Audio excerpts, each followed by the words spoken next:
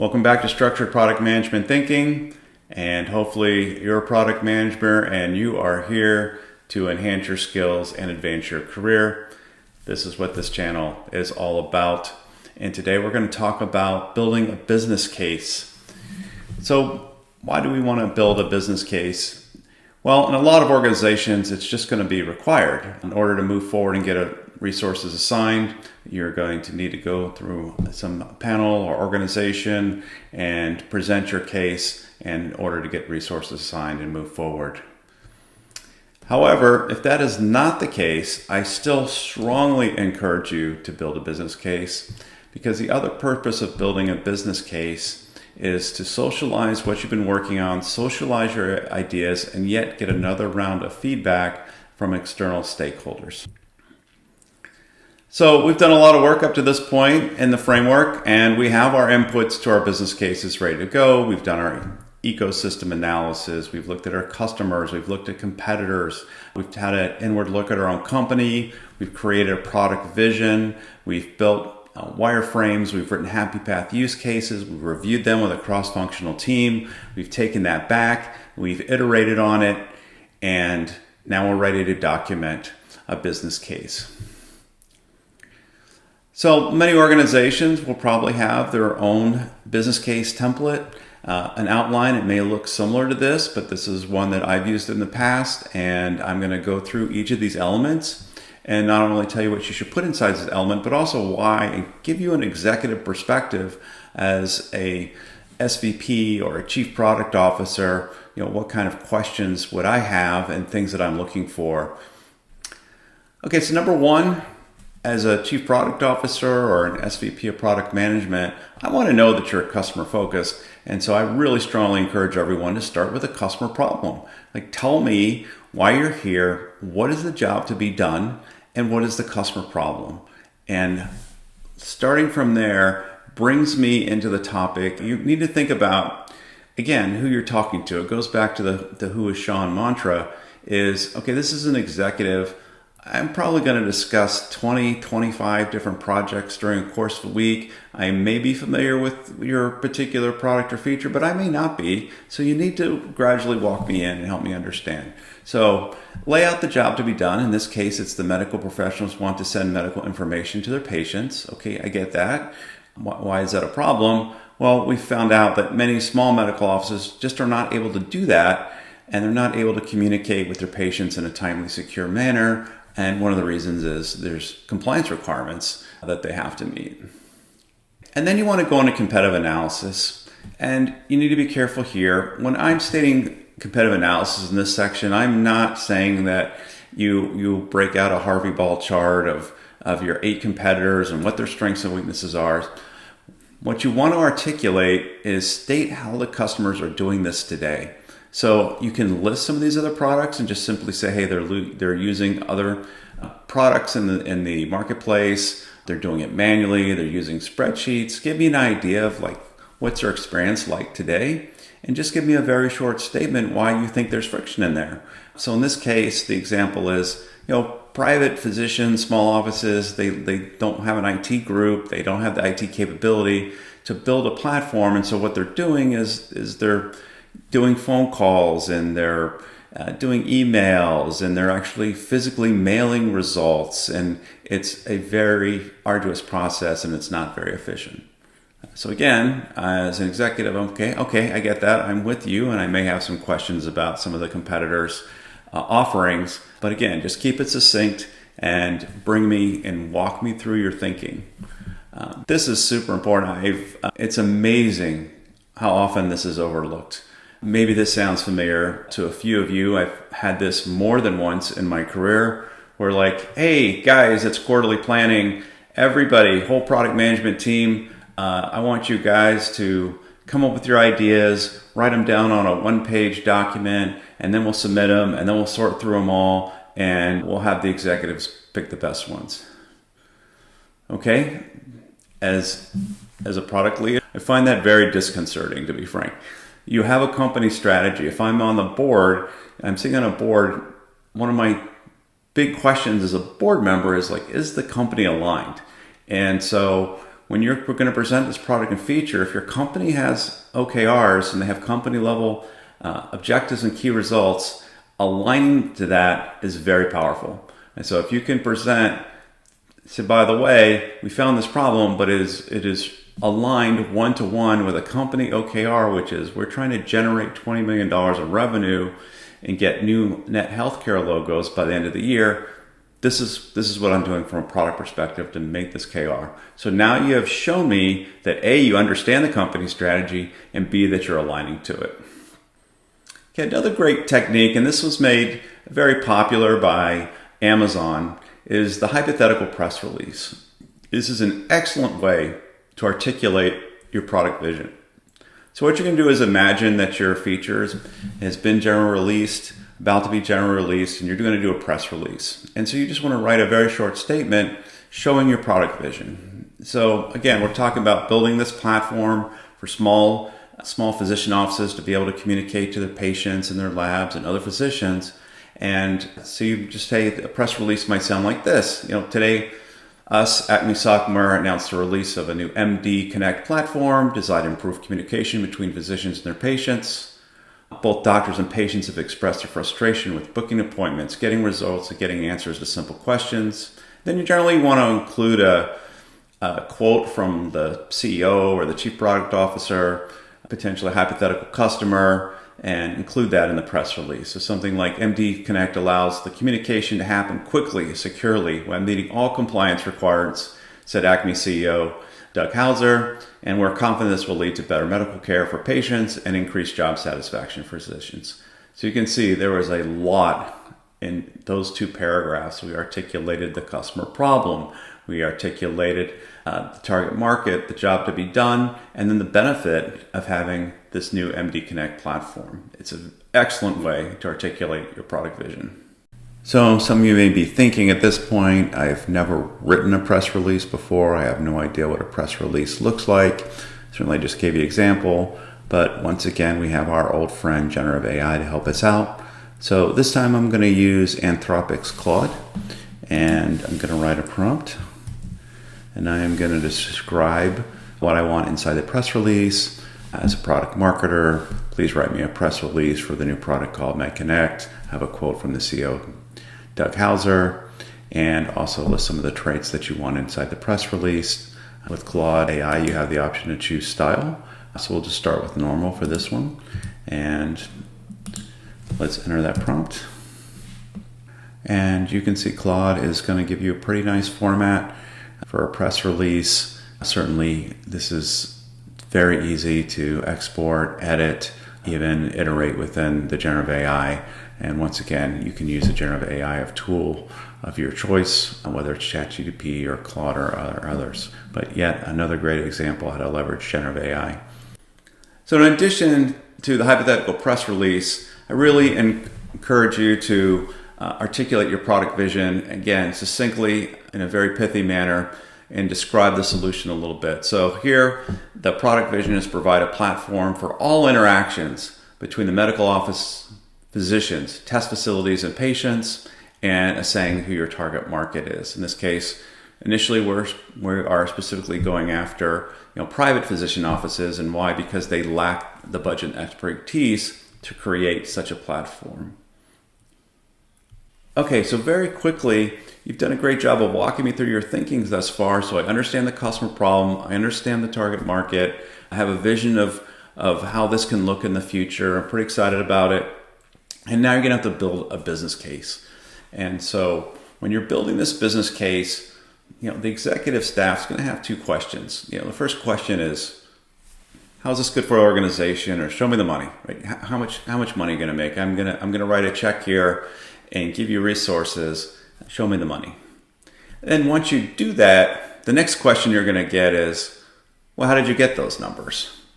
And this is a big mantra. Like, you always have to be able to prepare to ask, show me the money, and how did you get those numbers?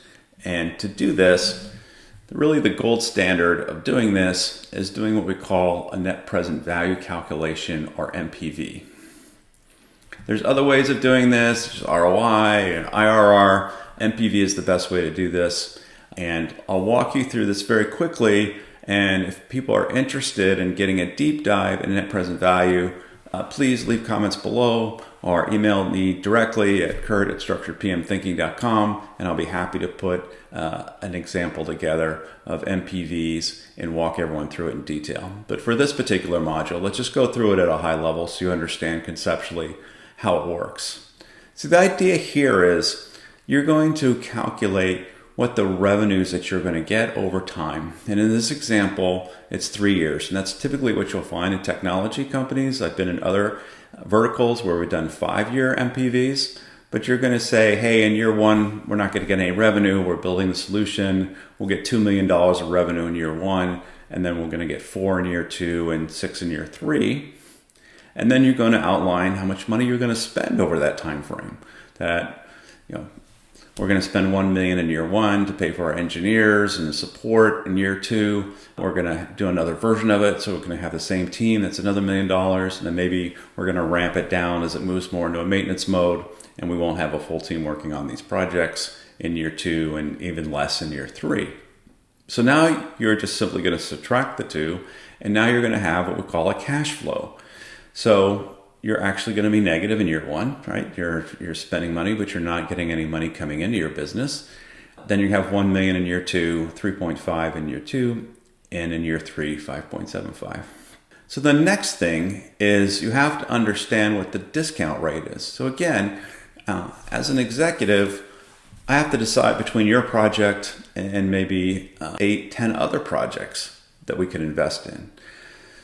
So to represent that trade-off, we have a thing called a discount rate or an opportunity cost, and this number has to come from your finance group. So what does it mean? It means that if I didn't invest in a thing and I invested in something else besides this thing, what kind of return would I get? And so in this case, finance says, on average, of all the projects we invest in, we generally get an 8% return. That would be your discount rate. To make this maybe even a little bit clearer, think about your personal expenses. If you're going to go out and spend money, invest in something, a stock, for example, your discount rate would probably be around 4%, because if you just put it in a savings account, you know you're going to get 4%.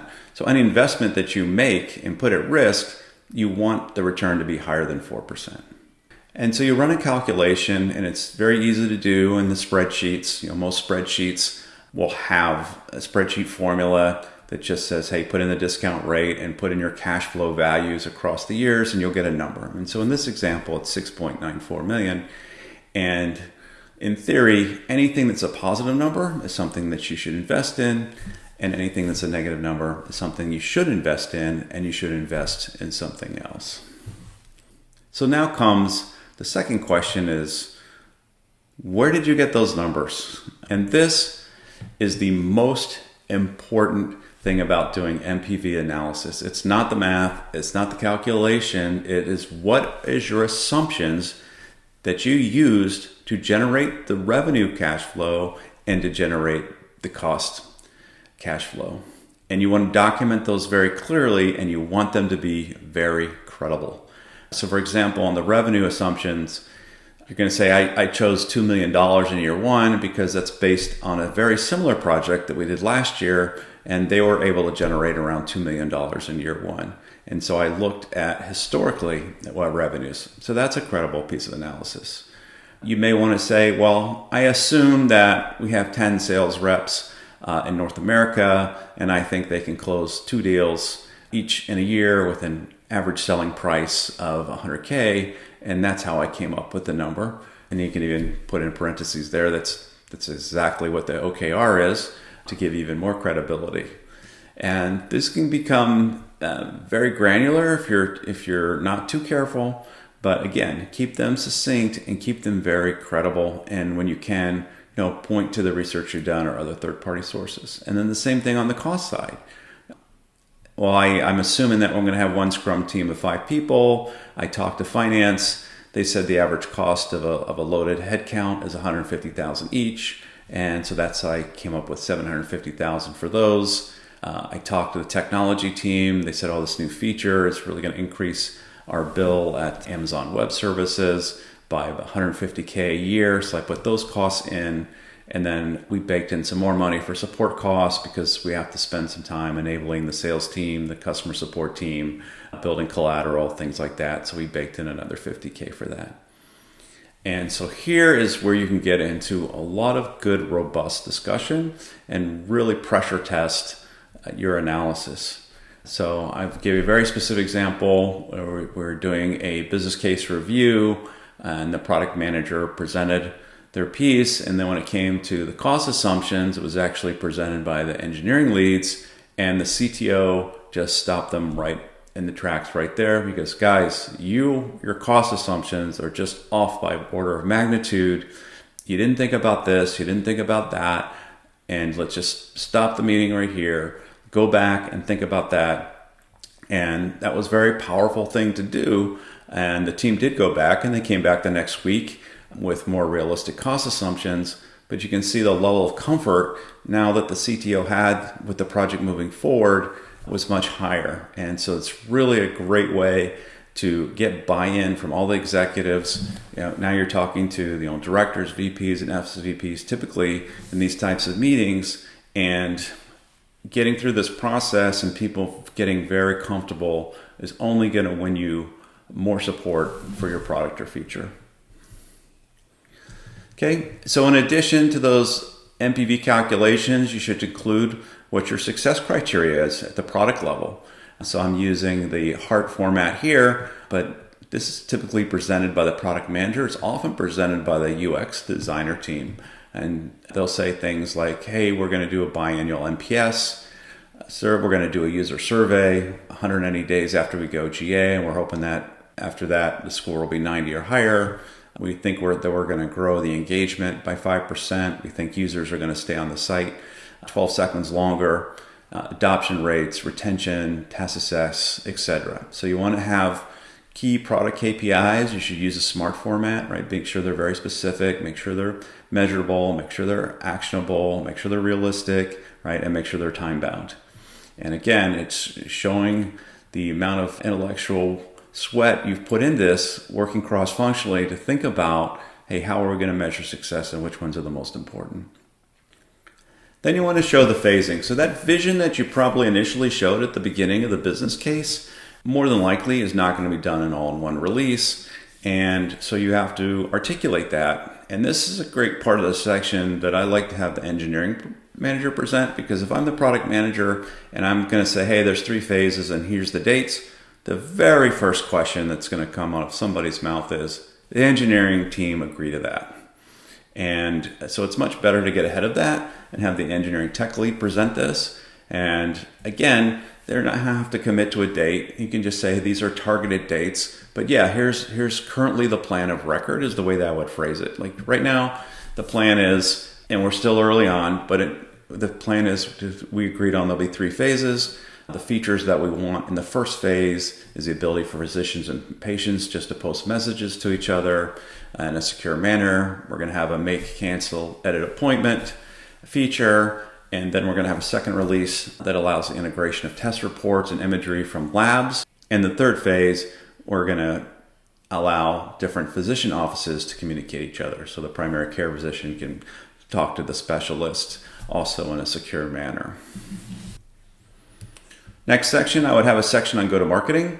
If you have a product market person to present this part of the section, that's great. If not, you can present it as well.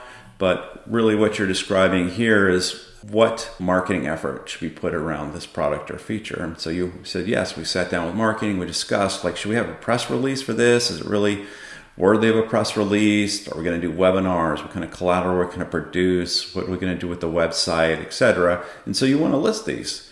Said, yeah, we discussed it and we agreed, like, this is press release worthy, and we're going to do a press release after the phase 1 GA.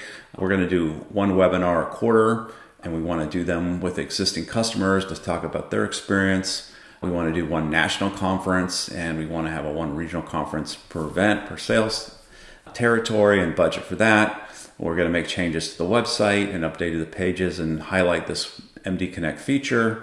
And we're going to produce a solution brief and a case study. Then the next thing you want to do is, what are your asks of other organizations or any dependencies on any organizations? So an example here is, hey, I'm going to ask the customer success team, hey, can you recommend 10 customers that would be good design partners or beta customers as we're developing this feature? Oh, by the way, yes, there is a technical dependency. The platform team already has a project. They're working on a new identity management solution, and we are assuming that's going to be available by January 20th. And so that's a dependency on the project. So a great way to reach out and make asks of other organizations. Next, you want to document any risks or mitigation. So again, as an executive and you're going through this, I'm already thinking in the back of my head, like, how can this go wrong? How can this thing really get off the tracks? And so again, you want to show that you've proactively thought about that, and you've also thought about mitigations in place.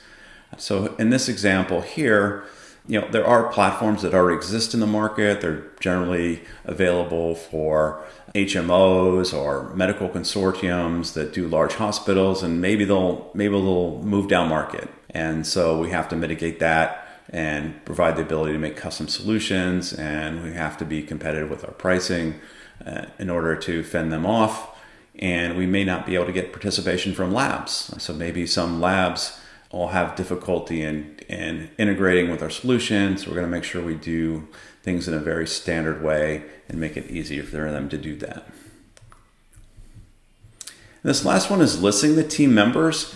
You'd actually be surprised how effective this can be. You would think it's just a kind of informed thing. Hey, here's all the people working on it. I encourage you to use a RASCI format. So if you're not familiar with RASCI, it's listed here on the slide. R is the responsible person. A is the accountable. S is the supporting people. The supporting people, I recommend you put the core team, the actual ones that are doing the execution, your engineering, your data science, your QA, UX, etc. The consultants, I usually put what I refer to as the outer core team. So these are people like InfoSec and legal and sales and professional services. And then I stands for informed. These are typically managers, and a lot of times it's just distribution lists. Like, yes, we'll inform us we're going along, how's it going, and we'll send a bi-weekly report out, and it'll be all product managers or all go-to-market team to do that.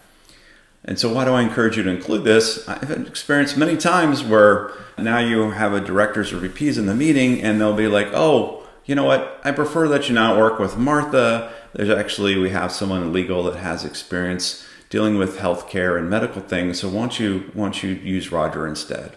Or, oh, Mark P's the data scientist. Well, but by the way, Sally has a lot of experience in that area. I just want to make sure that Mark P keeps her informed and make sure that they have that conversation. So a lot of helpful comments around make sure you talk to this person or that organization come out just because of this one little section in the business case. So I encourage everyone to include it.